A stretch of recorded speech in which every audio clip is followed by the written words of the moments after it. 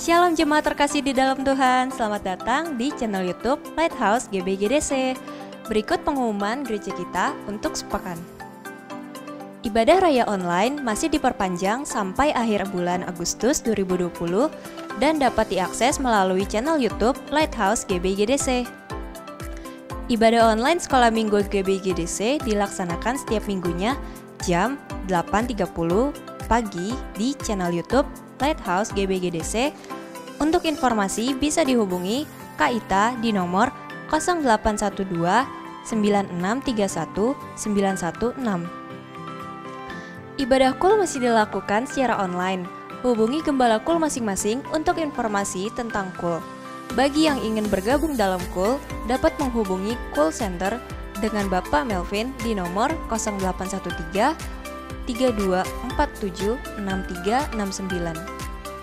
Bagi jemaat yang ingin memberikan persembahan perpuluhan, persembahan umum, persembahan diakonia, dan persembahan lainnya dapat mentransfer ke rekening Bank BCA 8691 963535 atas nama GBI Grand Depok City. Harap bukti transfer dikirim melalui WhatsApp ke Ibu Peti di nomor 0812 8390 7423. GBI Grand Depok City membuka pelayanan doa. Bagi jemaat yang membutuhkan pelayanan doa, dapat menghubungi Bapak PDP Bambang Sumarji, Gembala GBI GDC di nomor 0817 617 323. Demikian pengumuman gereja kita untuk sepekan. Mari kita siapkan hati kita untuk beribadah dengan sungguh-sungguh, agar pujian dan penyembahan kita menjadi kekuatan baru bagi kita dan firman Tuhan menjadi rema dalam kehidupan kita sehari-hari. Selamat beribadah, Tuhan Yesus memberkati. Puji nama Tuhan. Shalom, apa kabar Bapak Ibu Saudara yang terkasih di dalam Tuhan? Saya percaya hari ini kita dalam keadaan yang baik karena Tuhan Yesus selalu ada bersama dengan kita. Mari saja kita semua untuk bangkit berdiri, kita satu di dalam doa. Bapak, kami mengucap syukur Tuhan untuk hari ini. Kami berterima kasih Tuhan sebab Engkau baik Tuhan. Terima kasih ya Bapak, terima kasih Tuhan. Tidak ada henti-hentinya kami mengucap syukur kepada Engkau Tuhan. Sebab Engkau yang selalu menyertai kehidupan kami Tuhan. Terima kasih pagi hari ini Tuhan. Kami mau menyerahkan yang terbaik buat Tuhan. Kami mau bersuka cita lebih lagi di dalam Tuhan. Terima kasih Tuhan, kami mau menyerahkan Tuhan ibadah kami dari awal sampai berakhirnya ibadah kami di tempat ini. Jadilah semuanya seturut dengan kehendak-Mu di dalam nama Tuhan Yesus. Haleluya, amin.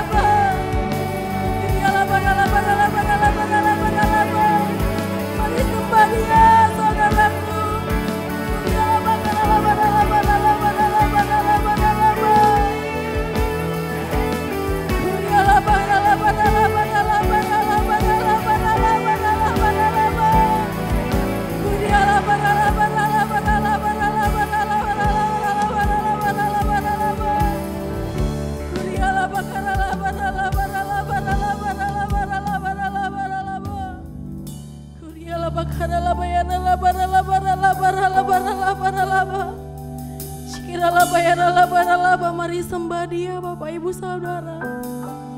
Kurialaba garalaba ralaba yaralaba yaralaba yaralaba yaralaba yaralaba. Dia Allah yang setia, yang selalu menyertai kita. Syaralaba yaralaba yaralaba yaralaba yaralaba yaralaba. Mari sembah Dia. Shikaralaba ralaba ralaba ralaba ralaba ralaba ralaba ralaba ralaba ralaba. Shikaralaba ralaba ralaba ralaba ralaba ralaba. Terima kasih Tuhan. Engkau Allah yang setia Tuhan. Kurialaba karalaba ralaba ralaba ralaba ralaba ralaba ralaba ralaba ralaba. Terus sertai kami Tuhan.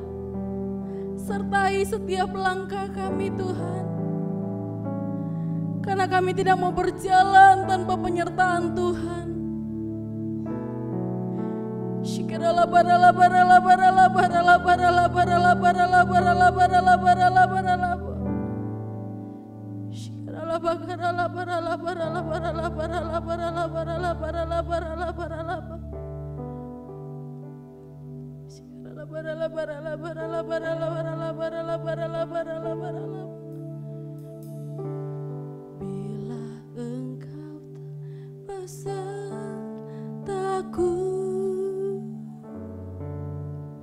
ku tak mau berjalan.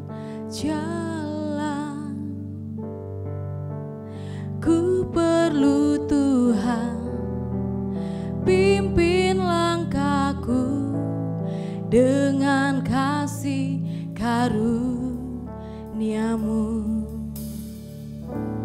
Pimpin langkahku setiap waktu, berjalan dalam Roh-Mu. Nyatakan Tuhan kemuliaan-Mu dan berjalanlah denganku. Bila Engkau tak besertaku,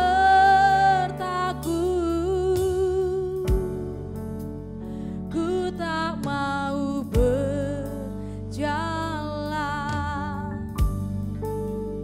Ku perlu Tuhan, pimpin langkahku dengan kasih karunia-Mu.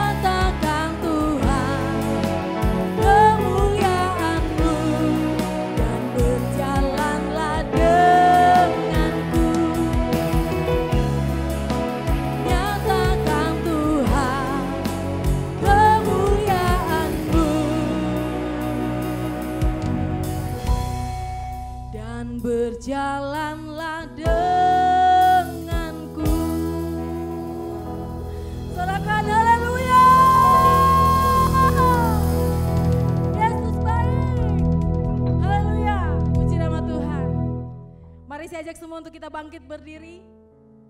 Kita mau lebih lagi bersuka cita dalam Tuhan. Sebab Tuhan Yesus kita baik, amin. Mari tepuk tangan Bapak Ibu Saudara.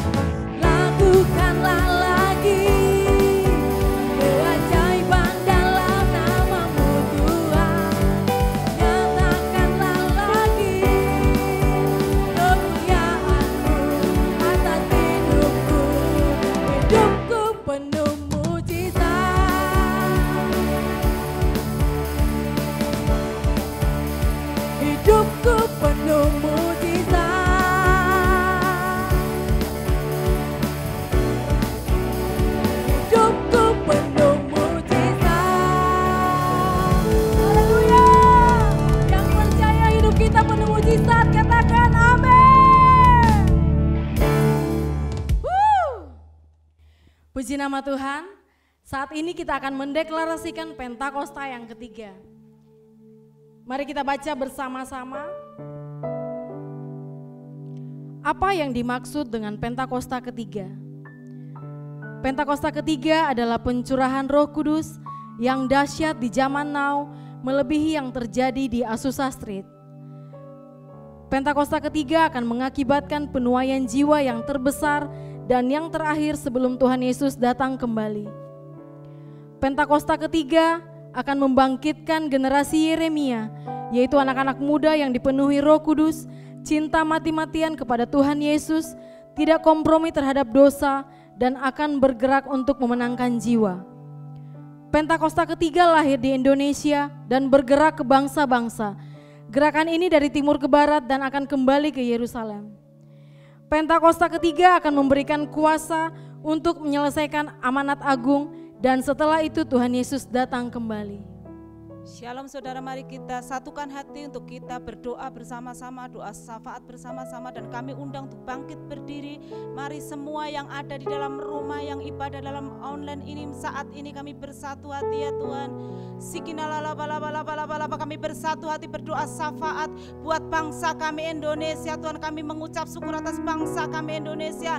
Indonesia dipulihkan, Indonesia disembuhkan, Indonesia mengalami transformasi, pembebasan, kemerdekaan dari setiap sakit, penyakit, virus apapun ya Tuhan. Kami percaya Indonesia menjadi sembuh, Indonesia menjadi pulih, Indonesia menjadi harmonis Tuhan atas setiap hubungan Tuhan Yesus atas sesama manusia. Tuhan, saat ini kami percaya Tuhan, kami memberkati para pemimpin bangsa kami Tuhan, para Tuhan Yesus, hamba-hambamu Tuhan Yesus, dari presiden, wakil presiden, bahkan aparat pemerintahan yang ada di bangsa kami. Kami mengucap syukur Tuhan, terima kasih Tuhan, Engkau yang memberkati bangsa kami. Bahkan saat ini kami mengangkat tangan kami untuk kami berdoa atas para pemimpin rohani kami, gembala pembina kami Bapak Niko Nyotara Harjo dan keempat wakilnya, Bapak Gembala Rayon kami Bapak Insinyur Yongki Topan Wijoyo dan kedua wakilnya, bahkan para pemimpin gembala-gembalamu cabang ranting Tuhan Yesus yang Tuhan pakai Tuhan, bahkan sampai gembala kami di Grand Depositi ini Bapak.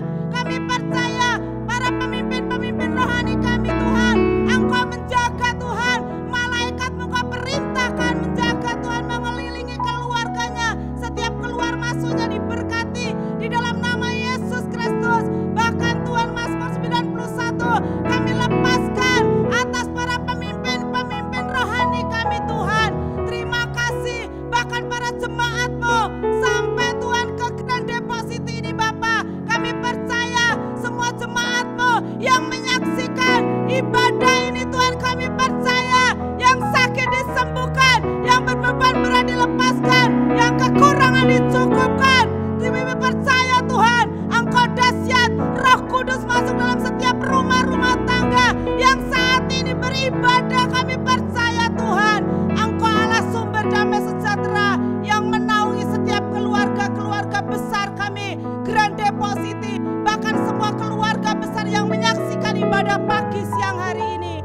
Terima kasih Tuhan, Kau luar biasa Tuhan, Kau dahsyat. Kami percaya Tuhan, Engkau sendiri juga Tuhan yang menjamah hamba-Mu Tuhan, yang akan menyampaikan isi hati-Mu pagi siang hari ini Tuhan. Biarlah apa yang firman yang akan disampaikannya Tuhan boleh menyampai dalam setiap hati kami, dan boleh Tuhan menjadi rema dalam kehidupan kami. Terima kasih Tuhan, Engkau pimpin Tuhan, oh ibadah pagi siang hari ini dari awal pertengahan hingga akhirnya Tuhan. Dan kami percaya setiap para hamba-hamba-Mu yang melayani-Mu pagi siang hari ini Tuhan, semuanya Engkau berkati dengan kesehatan, kekuatan datang daripada-Mu. Terima kasih Tuhan, terima kasih. Kami menyerahkan semuanya hanya di dalam nama Tuhan kami Yesus Kristus. Yang percaya mari kita sama-sama katakan amin. Selamat hari Minggu. Saya percaya kasih setia Tuhan selalu baru setiap pagi. Voice of Pentecost kali ini akan membahas mengenai dinamika kesembuhan ilahi. Apakah kamu pernah mengalami sakit dan disembuhkan Tuhan melalui mujizat? Atau malah pernah lihat orang yang sakit dan didoakan tapi nggak sembuh-sembuh? Jadi sebenarnya kesembuhan ilahi itu beneran ada atau enggak sih? Dan apakah pelayanan kesembuhan ilahi masih sesuai dengan kemajuan zaman now? Dalam Alkitab ada ratusan ayat janji Tuhan bagi kesembuhan umatnya. Banyak peristiwa dicatat orang-orang mengalami kesembuhan secara mujizat. Contohnya dalam Perjanjian Lama, Raja Hizkia yang disembuhkan atau Naaman yang disembuhkan dari penyakit kusta, dan masih banyak lagi. Perjanjian Baru juga mencatat ada begitu banyak peristiwa mujizat kesembuhan ilahi, baik melalui pelayanan Tuhan Yesus maupun melalui pelayanan para rasul. Nah, sebagai insan Pentakosta, kita percaya bahwa kesembuhan ilahi terjadi karena pengorbanan Tuhan Yesus di atas kayu salib. Kita percaya bahwa mujizat tetap terjadi sampai sekarang karena Allah masih terus melakukan perbuatannya yang ajaib, yang melampaui kemampuan manusia dan hukum alam.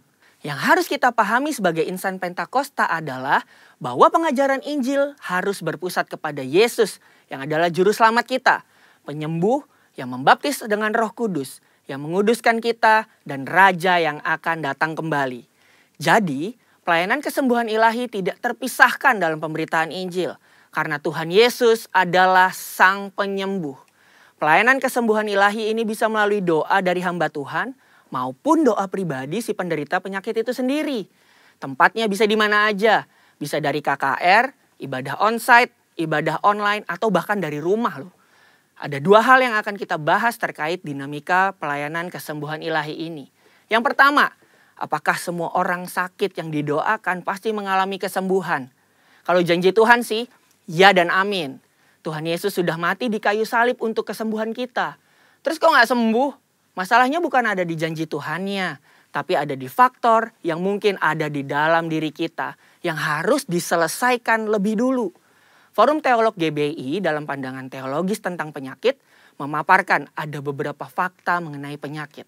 Yang pertama, ada penyakit akibat dosa kita. Yang kedua, ada hukuman Allah. Yang ketiga, karena perizinan dan kedaulatan Tuhan. Yang keempat, penyakit karena kejahatan iblis. Yang kelima, penyakit karena ulah manusia yang tamak, serakah, korup, dan destruktif. Untuk itulah kita perlu terbuka, mengaku dosa kita, memohon dan berdoa dengan iman. Seperti yang tertulis dalam Yakobus 5 ayat yang ke-14 sampai 16. Pelayanan ini merupakan bagian dari pelayanan yang dilakukan gereja. Tetapi hamba Tuhan dan gereja bukanlah Sang Penyembuh. Yang menyembuhkan tetap Tuhan Yesus sendiri. Hamba Tuhan dan gereja hanyalah alatnya. Jika seseorang didoakan dan gak sembuh saat itu juga, bukan berarti kita boleh seenaknya bilang, wah kamu gak beriman nih. Atau wah kurang doa ya. Proses kesembuhan ada yang langsung terjadi. Yang artinya langsung sembuh setelah didoakan. Namun ada juga yang harus melalui beberapa proses. Seperti konseling. Atau didoakan beberapa kali baru mengalami kesembuhan. Yang kedua, apakah pelayanan kesembuhan ilahi masih sesuai atau relevan dengan situasi saat ini? Sudah jelas. Perintah Tuhan bagi kita sebagai anak Tuhan untuk mendoakan orang sakit tidak pernah dicabut. Justru pelayanan ini berjalan selaras dengan penginjilan. Namun kenyataannya gak mungkin dong kita bikin acara di lapangan bola terus ngumpulin semua orang yang sakit. Atau datang seenaknya ke rumah sakit. Apalagi ke ruang isolasi penderita COVID. Dan mendoakan mereka secara langsung agar mereka mengalami kesembuhan. Kenapa gitu? Karena pemerintah sudah mengeluarkan protokol kesehatan yang begitu ketat. Jika kita melanggar peraturan ini, maka kita sama aja lagi melawan pemerintah. Dalam catatan Christian Evangel, ada satu kejadian pada tahun 1918 sampai 1919, di mana pandemi flu Spanyol menjadi momok mengerikan bagi dunia. Ada sekitar 50 juta orang meninggal akibat pandemi ini. Tetapi yang menarik, insan Pentakosta pada saat itu mengikuti anjuran pemerintah untuk meniadakan pertemuan ibadah dan mengkarantina yang sakit. Mereka tetap tinggal di rumah dan berdoa. Tetapi mereka terus menyatakan bahwa Allah adalah tabib. Sama seperti yang kita lakukan sekarang ini nih. Luar biasanya, dampaknya adalah banyak orang yang lahir baru dan disembuhkan dari sakit penyakit akibat pandemi tersebut. Kesaksian iman mereka kepada Allah dan doa membuat mereka mampu melewati krisis. Keterbatasan pelayanan karena social distancing bukan berarti pelayanan kesembuhan ilahi menjadi tidak relevan atau membuat kita tidak bisa melakukan pelayanan kesembuhan ilahi. Tuhan memberikan ide-ide kreatif melalui sarana yang ada di sekitar kita nih. Misalnya sosial media dan teknologi informasi. Seperti pada zaman rasul-rasul yang secara kreatif menggunakan media perantara dan diurapi Roh Kudus. Seperti sapu tangan atau kain yang pernah dipakai oleh Paulus menyembuhkan segala penyakit dan mengusir roh jahat saat diletakkan di atas orang-orang yang sakit. Jadi, pelayanan itu tidak terbatas dalam pertemuan fisik. Allah juga bisa bekerja melalui ibadah online, melalui panggilan telepon, video call, atau menggunakan media sosial. Berabad-abad yang lalu, pelayanan kesembuhan ilahi telah dilakukan oleh nabi-nabi di Perjanjian Lama, Tuhan Yesus, dan rasul-rasul di Perjanjian Baru. Tidak berhenti sampai di situ.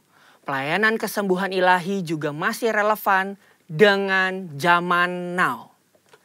Secara khusus di tengah situasi yang sedang dunia hadapi saat ini, gereja harus terus memotivasi dan menggerakkan pengerja dan jemaat untuk melakukan pelayanan kesembuhan ilahi ini dengan mendoakan mereka yang sakit, bahkan dengan memanfaatkan teknologi dan media sosial di tengah keterbatasan akibat social distancing.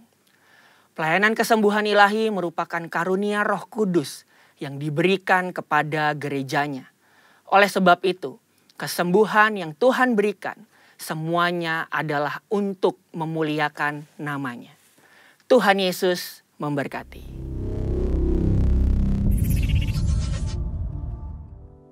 Puji nama Tuhan. Mari kita siapkan hati kita. Kita akan mendengarkan kebenaran firman Tuhan.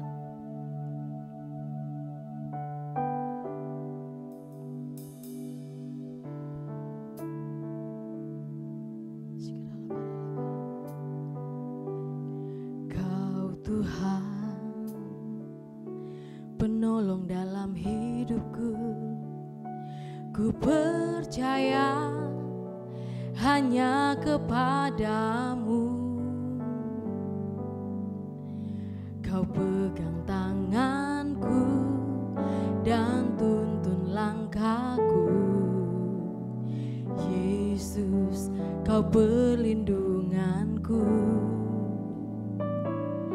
Kau Tuhan, kekuatan dalam hidupku, penolongku dalam kesesakan. Kau gunung batuku dan pertahananku. Yesus, kau kemenanganku.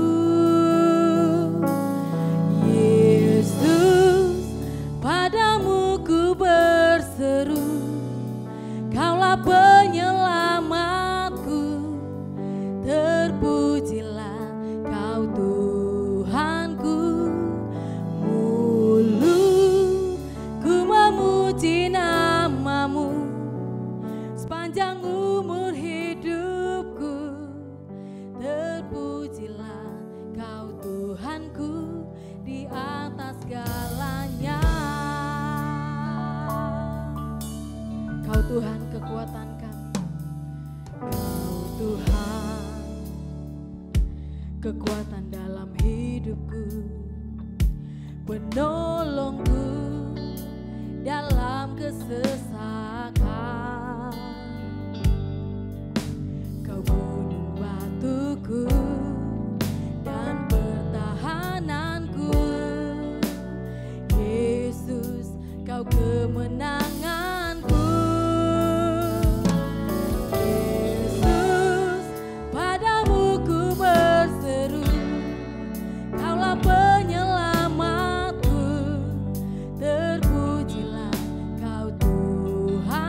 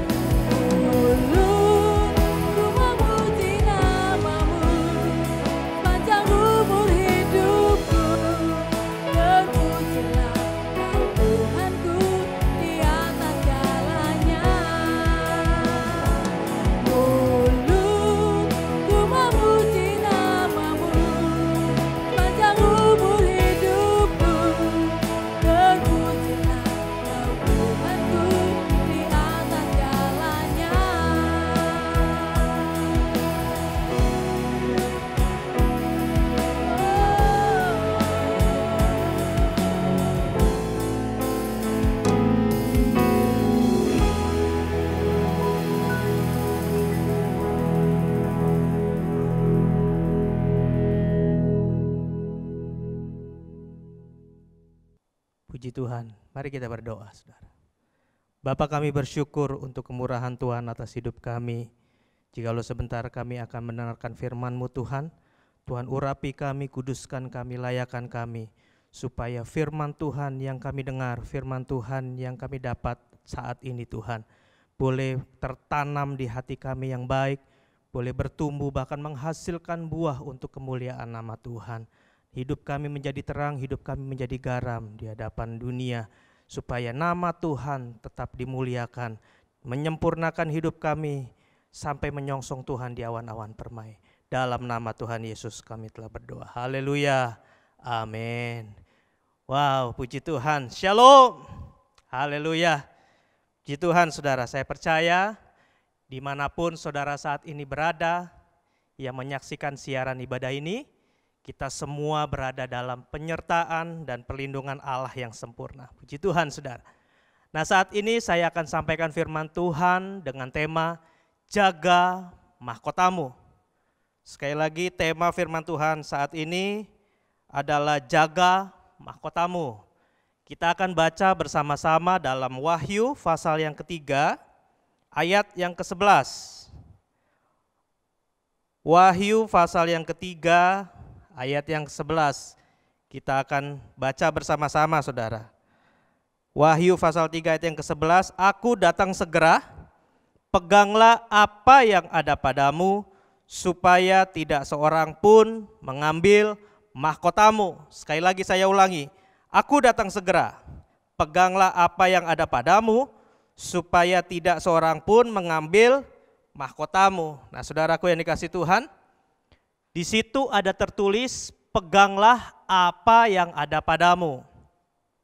Kalau boleh saya terjemahkan ke bahasa kita sehari-hari, begini saudara. Kalau kita sudah pegang yang ada pada kita jaga, kita lindungi, kita pertahankan, baru tidak ada yang mengambil mahkota kita. Nah yang jadi pertanyaan adalah, apa yang ada pada kita? Apa yang kita punya? Apakah yang kita punya itu kekayaan? Kekayaan yang dapat melindungi mahkota kita di hadapan Tuhan? Tentu bukan. Apakah yang kita punya itu uang? Uang yang dapat melindungi mahkota kita di hadapan Tuhan? Tentu saja bukan juga, saudara. Nah, tentang uang ada kata-kata bijak seperti ini. Dalam kehidupan ini kita butuh yang namanya uang. Uang bukan segalanya, namun segalanya pakai uang. Ada uang kita bisa makan enak. Ada uang kita bisa berobat kemana saja. Ada uang kita bisa hidup mewah.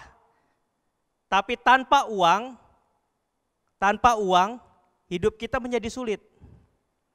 Uang hanya bisa mengurangi penyakit, tapi uang tidak dapat menyembuhkan penyakit. Yang bisa mengobati penyakit adalah peran dokter dan konsumsi obat. Untuk ke dokter dan mengkonsumsi obat harus ada uang. Makin banyak uang, maka makin banyak keinginan. Banyak keinginan, maka muncul kekecewaan. Muncul kekecewaan, maka menimbulkan penderitaan, saudara. Dalam 1 Timotius 6 ayat yang ke-10, 1 Timotius 6 ayat yang ke-10, kita baca bersama-sama. 1 Timotius 6 ayat yang ke-10, karena akar segala kejahatan ialah cinta uang. Sebab oleh memburu uanglah beberapa orang telah menyimpang dari iman dan menyiksa dirinya dengan berbagai-bagai duka. Ya, jadi cinta akan uang adalah akar dari segala kejahatan. Uang dapat memberikan kesenangan, tapi tidak dapat membeli kebahagiaan, saudara. Uang juga tidak dapat menghindari kematian. Nah, jadi bukan uang yang dapat menjaga mahkota kita. Ataukah harta yang dapat menjaga mahkota kita? Bukan. Harta itu hanya titipan. Dalam Amsal pasal yang ke-11 ayat yang ke-4, pada hari kemurkaan harta tidak berguna, Nah, saudara perhatikan, Amsal 11 ayat yang keempat. Pada hari kemurkaan, harta tidak berguna. Tetapi kebenaran melepaskan orang dari maut. Nah, jadi harta bukan yang dapat menjaga mahkota kita. Atau kesehatan yang dapat menjaga mahkota kita.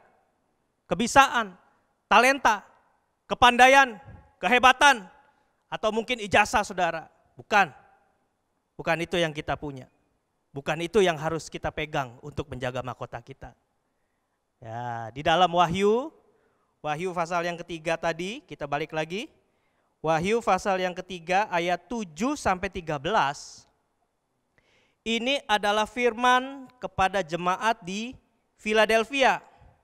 Nah, sangat jelas diterangkan apa yang kita punya.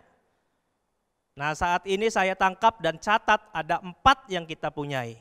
Ada 4 yang kita miliki, yang harus kita pegang sampai Tuhan datang, saudara. Yang pertama di ayat yang ke-8. Wahyu pasal yang ketiga ayat yang ke-8. Aku tahu segala pekerjaanmu. Lihatlah, aku telah membuka pintu bagimu yang tidak dapat ditutup oleh seorang pun. Aku tahu bahwa kekuatanmu tidak seberapa, namun engkau menuruti firman-Ku dan engkau tidak menyangkal namaku. Jadi yang pertama adalah firman Tuhan. Firman Tuhan yang harus kita pegang. Di ayat 8b katakan, aku tahu bahwa kekuatanmu tidak seberapa, namun engkau menuruti firman-Ku. Ya, yang pertama yang kita pegang dalam hidup kita untuk menjaga mahkota kita adalah firman Tuhan. Ya, kenapa firman Tuhan? Dalam Ibrani 4 ayat yang ke-12, Ibrani 4 ayat yang ke-12, kita baca kembali bersama-sama. Sebab firman Allah hidup dan kuat dan lebih tajam daripada pedang bermata dua manapun. Ia menusuk amat dalam sampai memisahkan jiwa dan roh, sendi-sendi dan sumsum. Ia sanggup membedakan pertimbangan dan pikiran hati kita. Jelas di dalam Ibrani 4 ayat yang ke-12 ini firman itu hidup. Firman itu kuat. Firman itu tajam, lebih tajam daripada pedang bermata dua manapun. Firman dapat menusuk amat dalam. Firman dapat memisahkan jiwa dan roh. Firman dapat memisahkan sendi-sendi dan sumsum. Firman juga sanggup membedakan pertimbangan dan pikiran hati kita. Nah, jika hidup kita penuh dengan firman, maka kita bisa menjaga mahkota kita di hadapan Tuhan. Haleluya. Caranya?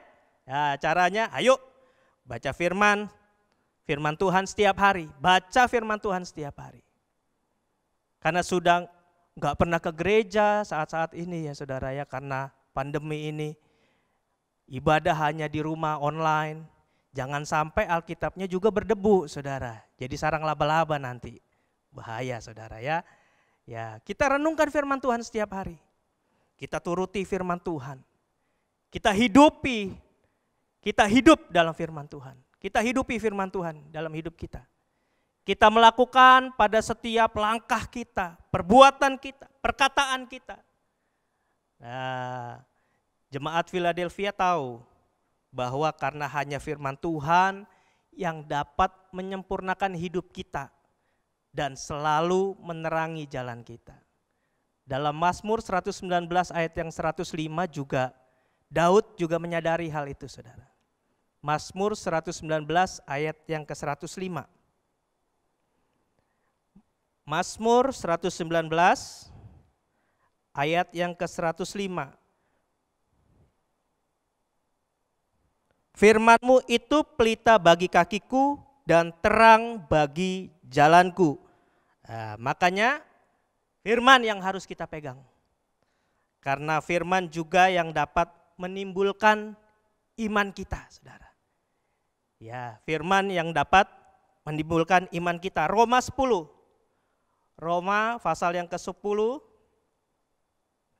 ayat yang ke-17.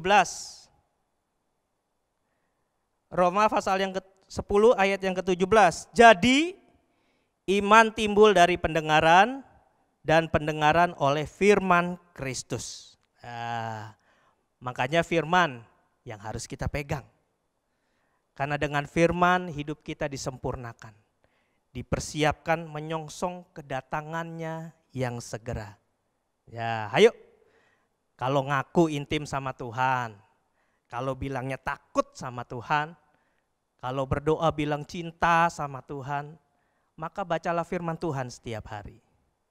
Kalau banyak firman dalam hidupnya, kalau banyak firman di dalam hidup saya dan saudara, maka hidup kita pasti rendah hati, saudara. Ya, tidak merasa lebih hebat dari orang lain. Pokoknya orang lain di bawahnya, tidak, saudara. Pasti hidupnya rendah hati. Nah, kalau memegang firman dalam hidupnya, maka otomatis mahkotamu terjaga. Nah, jadi apa yang kita punya yang harus kita pegang untuk menjaga mahkota kita? Yang pertama adalah firman Tuhan. Ayo, pegang firman Tuhan sampai Tuhan datang. Supaya tidak ada yang mengambil mahkota saya dan saudara. Yang setuju katakan amin, saudara. Haleluya. Apalagi yang kita punya? Di Wahyu pasal yang ketiga, ayat yang ke-8b. Kita balik lagi, Wahyu pasal yang ketiga, ayat yang ke-8b. Aku tahu bahwa kekuatanmu tidak seberapa, namun engkau menuruti firmanku dan engkau tidak menyangkal namaku. Nah, di situ tertulis tidak menyangkal nama Tuhan. Berarti yang kedua yang kita punya adalah iman akan Kristus Yesus. Iman yang bagaimana? Tentunya iman yang kuat, iman yang bertumbuh, iman yang menghasilkan buah untuk Tuhan, dan iman yang teguh, tidak menyangkal nama Tuhan. Nah, sekarang bagaimana caranya memiliki iman yang seperti itu, saudara? Iman yang tidak menyangkal nama Tuhan. Ada ilustrasi tentang kisah rusa yang ingin melahirkan, saudara. Biarlah hari-hari ini kita bersikap seperti rusa yang fokus pada satu hal yang terpenting. Ada seekor rusa betina sedang hamil tua. Ketika mendekati detik-detik kelahirannya, rusa ini pergi ke suatu tempat yang jauh di sisi hutan yang berdekatan dengan sungai. Tiba-tiba sesuatu yang tidak ia bayangkan terjadi. Terdengar suara gemuruh dari langit dan tiba-tiba tampak kilat yang menyambar ke permukaan bumi, saudara. Hutan kering itu terbakar dahsyat karena percikan api dari petir tersebut. Ketika rusa ini menoleh ke kiri, tampak seekor pemburu telah siap melesatkan anak panah ke arahnya. Lalu saat rusa menoleh ke kanan, ia pun terkejut melihat seekor singa lapar yang siap menerkamnya. Maka tiada pilihan bagi rusa ini selain yang pertama, mati dimangsa singa, yang kedua, mati terkena anak panah, yang ketiga, mati terbakar, atau yang keempat, mati tenggelam karena kalau ia melompat ke sungai. Yang jelas bahaya mengancam dari berbagai penjuru yang tidak ada lagi kesempatan untuk berlari. Lalu apa yang ia lakukan? Bersedih dan merintih? Menangis dan menjerit? Atau ia harus berlari sementara kondisi tubuhnya yang begitu lemah, saudara? Nah, rusa pun pasrah. Rusa pasrah. Dia hanya fokus untuk melahirkan bayinya. Lalu apa yang terjadi? Kilat-kilat yang menyambar mengganggu pandangan si pemburu. Akhirnya panah yang dilesatkan pun meleset dan mengenai si singa lapar. Otomatis singa malang itu mati seketika. Lalu setelah kilat menyambar, tiba-tiba hujan datang begitu deras dan memadamkan kebakaran di hutan tersebut, saudara. Pemburu lari mencari tempat berteduh dan tidak fokus lagi kepada rusa tersebut. Rusa pun melahirkan dengan selamat. Nah, saudaraku yang dikasihi Tuhan, bila hari-hari ini segala kesulitan menyerbumu dari segala arah. Masalah datang bertubi-tubi, seakan tak memberimu kesempatan untuk bernafas. Masalah di tempat bekerja, masalah di dalam rumah, masalah dengan anak-anak, masalah dalam ekonomi, masalah kesehatan, semuanya datang bersamaan. Seakan kita tidak bisa lagi berbuat apa-apa. Lalu apa yang harus dilakukan? Jadilah seperti rusa, biarkan semuanya berjalan apa adanya. Fokus pada hal yang terpenting. Diam dengan tenang. Seperti dalam 1 Petrus pasal yang keempat ayat yang ketujuh. 1 Petrus ayat yang keempat. 1 Petrus pasal yang keempat ayat yang ketujuh. Kesudahan segala sesuatu sudah dekat. Karena itu kuasailah dirimu dan jadilah tenang, supaya kamu dapat berdoa. Ya, kesudahan segala sesuatu sudah dekat. Karena itu kuasai diri kita, jadi tenang supaya kita dapat berdoa. Nah, ayo kuasai dirimu, tenangkan hidupmu, baru kita bisa fokus berdoa. Kalau iman kita, iman yang berfokus akan Kristus Yesus, baru kita memiliki iman yang kuat, iman yang bertumbuh, iman yang menghasilkan buah untuk Tuhan. Dan yang terpenting iman yang teguh, tidak menyangkal nama Tuhan. Walaupun dunia menawarkan kenikmatan, walaupun dunia menawarkan jabatan, dunia menawarkan kekayaan, keuangan yang berlimpah, kesehatan, kehebatan, jangan tergiur. Ya, jangan tergiur. Seperti iblis mencobai Yesus di padang gurun. Tetapi Yesus tetap fokus pada Bapa di surga, saudara. Demikian juga iman kita. Iman kita tetap fokus pada Kristus Yesus. Iman yang tidak menyangkal nama Tuhan. Haleluya. Jadi apa yang ada pada kita? Apa yang kita punya yang harus kita pegang untuk menjaga mahkota kita? Kalau yang pertama tadi adalah firman Tuhan. Yang kedua adalah iman yang fokus akan Kristus Yesus. Supaya iman kita kuat. Iman yang tidak menyangkal nama Tuhan. Haleluya, saudara. Ya, puji Tuhan. Nah, saudaraku yang dikasihi Tuhan, yang ketiga dan keempat, ya waktunya tidak kebagian karena keterbatasan waktu, saudara. Jadi yang ketiga dan keempat di waktu yang akan datang jika Tuhan izinkan. Ya, bersambung ya saudara ya. Jadi saudara, enaknya ibadah online itu nanti saudara kalau mau mengingat lagi bisa di-setel lagi. Ya saudara. Ya saudara bisa bagikan link YouTube Grand Depok City Lighthouse ke teman-teman saudara untuk subscribe. Ya. Jadi saudara bisa review firman Tuhan yang sudah kita dengar.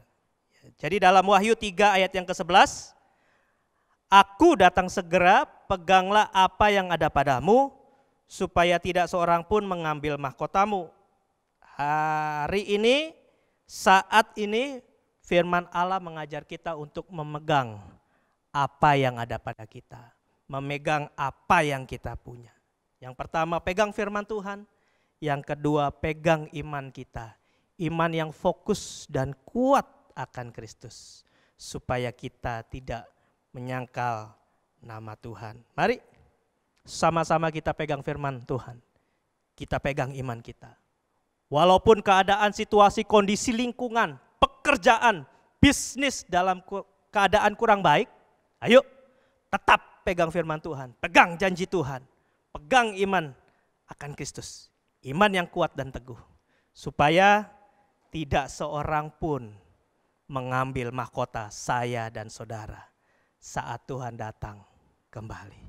Amin. Haleluya. Mari kita berdoa. Terima kasih untuk firman-Mu yang mengajar kami. Untuk kami selalu memegang firman Tuhan. Memegang janji Tuhan dalam hidup kami. Kami memegang iman kepercayaan kami, supaya iman kami kuat dan teguh, tidak menyangkal nama Tuhan. Supaya mahkota kami tidak seorang pun yang dapat mengambilnya Tuhan. Apabila Tuhan datang yang kedua kali, jangan lupakan kami Tuhan. Engkau angkat kami menyongsong Tuhan di awan-awan permai. Terima kasih Tuhan, sempurnakanlah hidup kami. Inilah hidup kami, inilah keluarga kami. Semua yang kami lakukan, biarlah terjadi sesuai kehendak dan rencana Tuhan. Terima kasih Bapa, di dalam nama Tuhan Yesus kami telah berdoa dan mengucap syukur. Haleluya, amin.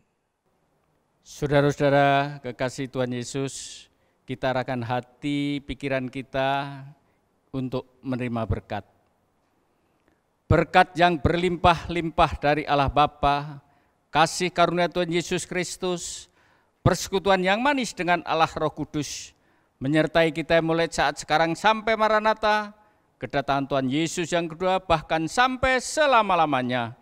Kita semua yang sudah menerima berkat, bersama-sama kita katakan, amin.